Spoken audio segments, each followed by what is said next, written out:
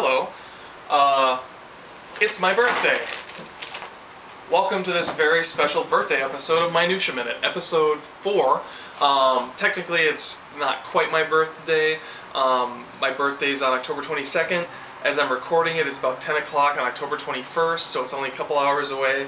By the time this posts on YouTube, it will have been definitely October 22nd. And DC has given me so many great gifts this year, guys. I mean, they've been really, really good to me. I'm a huge Batman fan, and what a time it is right now to be a Batman fan, because on Tuesday, Batman Year One, the animated movie, came out. I have not watched this yet. It's out of the package because I have been watching some of the extras because I couldn't wait. But I'm saving the movie for midnight tonight because it's my birthday movie, and I'm excited to watch it on my birthday. Now, as if that's not enough, also, Batman Arkham City came out on Tuesday. I'm a huge Batman Arkham Asylum fan. If you ever wanted to know what it's like to be Batman, you gotta play Batman Arkham Asylum. And from everything I've heard, this game is only even better. So I am seriously excited to play this. This one is still in the plastic wrap. I'm going to be opening this one up while I'm watching Batman Year One. And as soon as that comes out, this one's going in. It's going to be a late night, and I'm really excited. On top of that, I've also gotten a very special package, a special birthday package, as it were. Mark, it's not that package. I'm waiting for that, and I'm really, really excited. This is a very special Batman package, and I'll be sharing that with you probably at the end of the episode.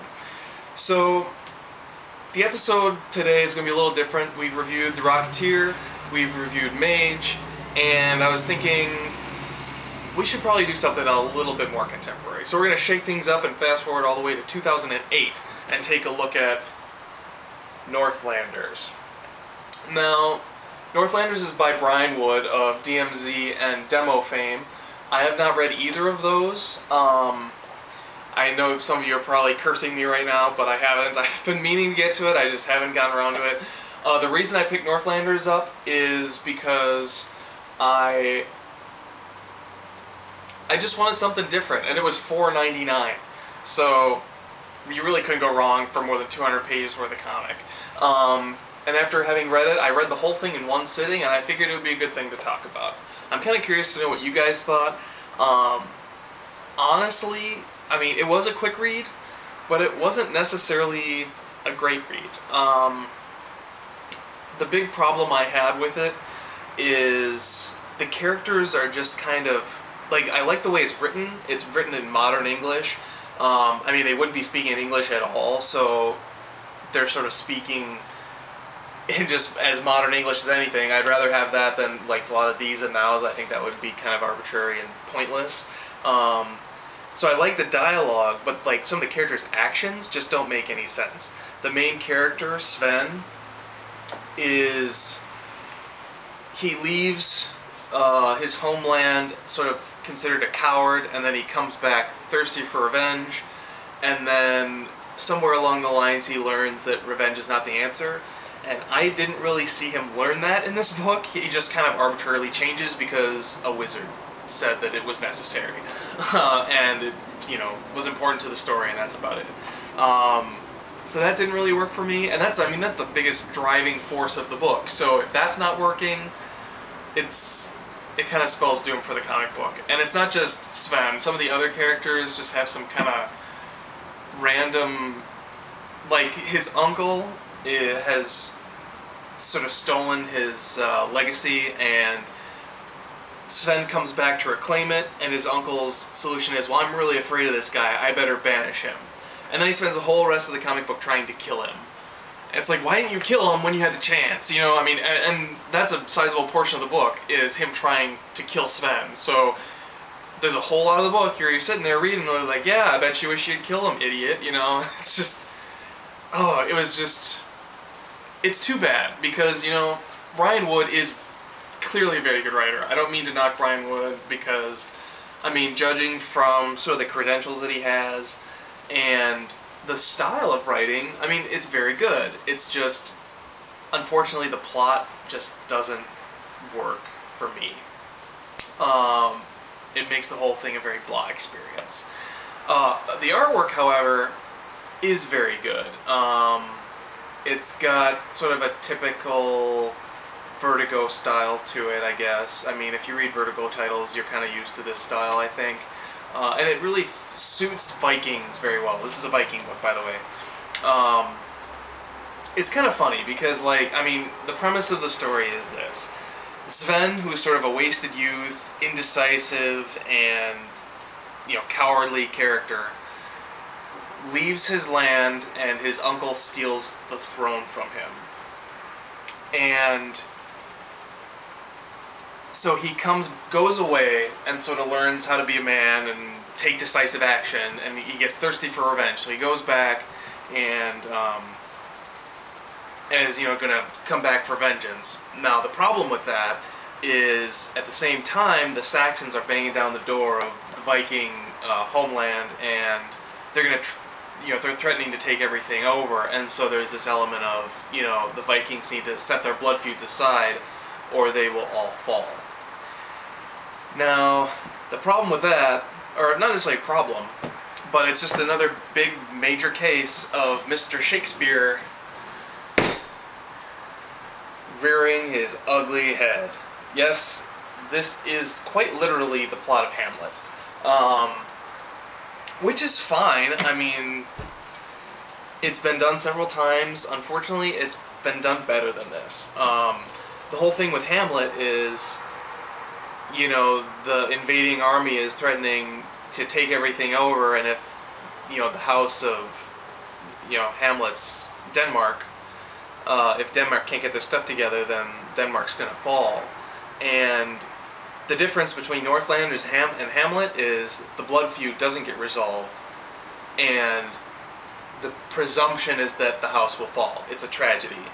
Northlanders, he arbitrarily decides to settle his disputes because of really no legitimate reason. I mean, again, the elements are there. Like, I mean, they give reasons, but you just don't buy them because you haven't seen his development in the book. You know, I mean, it's implied, but for some reason I just don't believe it. So let me know what you guys think. I'm curious. Maybe I'm way off base. Tell me if I'm wrong. But to me, it just didn't ring true. So not my favorite book. So that concludes our review. Northlanders, not as good as I was hoping, but for $4.99, I really shouldn't be complaining. So for our Minutia Morsel today, since I'm so stoked on Batman right now, and I'm excited to show you the Batman comics that I got in my special birthday package, for my Minutia Morsel, I wanted to do something Batman-oriented. I feel kind of bad because I do a lot of Batman-oriented Minutia minutes, I think, but this one I just really enjoyed. It comes from probably a very familiar issue. We've looked at this one already, Batman 199. I was leafing through this, kind of checking some things out, rereading the comic book a little bit after I talked about this in episode 2. And I was looking at the letters column, and I just found this wonderful letter. And I wanted to share this with you guys because we have a certain... I feel like people in the modern age of comic books we have a certain disposition that, like, there was this great revelation of what comic books needed to be in, you know, the 70s and 80s, and, you know, there's a very specific way we view our comic book characters with a level of seriousness, and, you know, taking the character seriously that people hold very dear now, and it's kind of considered a very modern idea. But this letter in here kind of puts a chink in our chain. I mean, some of the stuff that we talk about Batman being dark and brooding is, you know, something they were talking about back here. And this issue, I'm remembering correctly, was 1968. So this is like right at the end of the Batman, the infamous Adam West Batman TV show. So I'm going to read the letter to you guys. I think it'll speak for itself. Dear Editor, Bag of Bones in the September Batman was one villain with fantastic potential, and it's too bad he will probably never be back. However, his appearance in The Star-Spangled See-Through Man made the story a top-notch Batman thriller with that touch of mystery and suspense that is so prevalent in Batman and Detective now.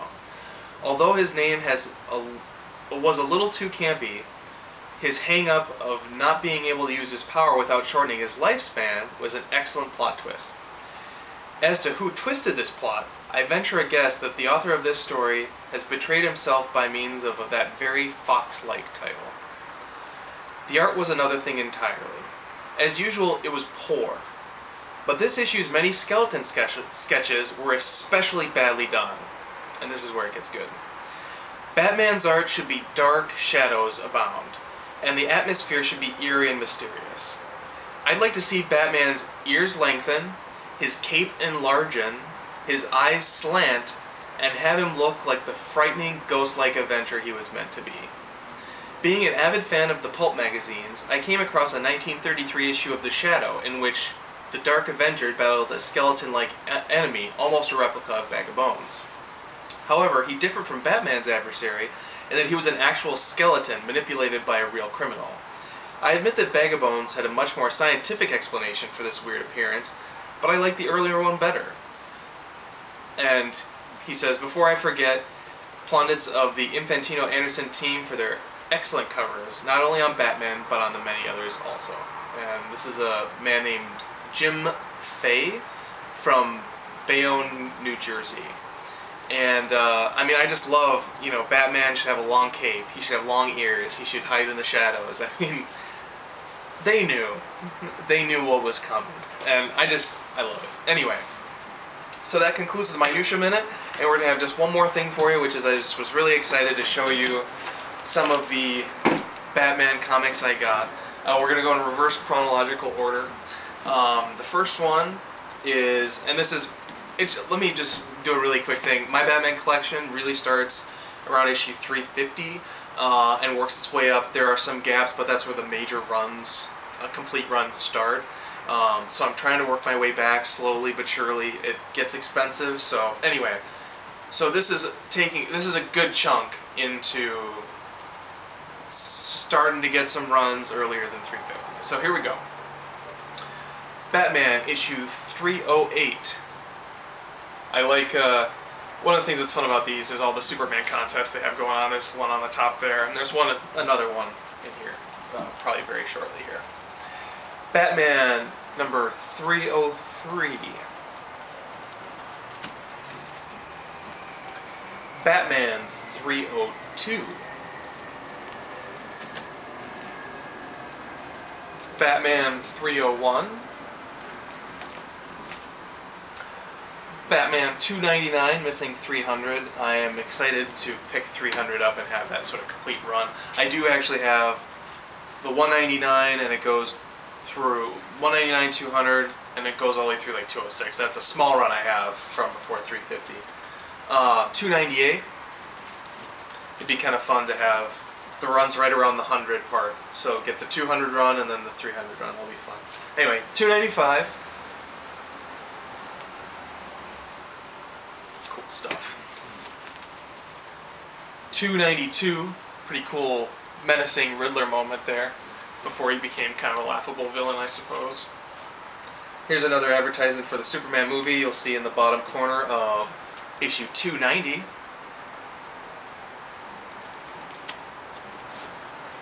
$289. 285. Now we're getting down to it. Only a few left. 284. 278.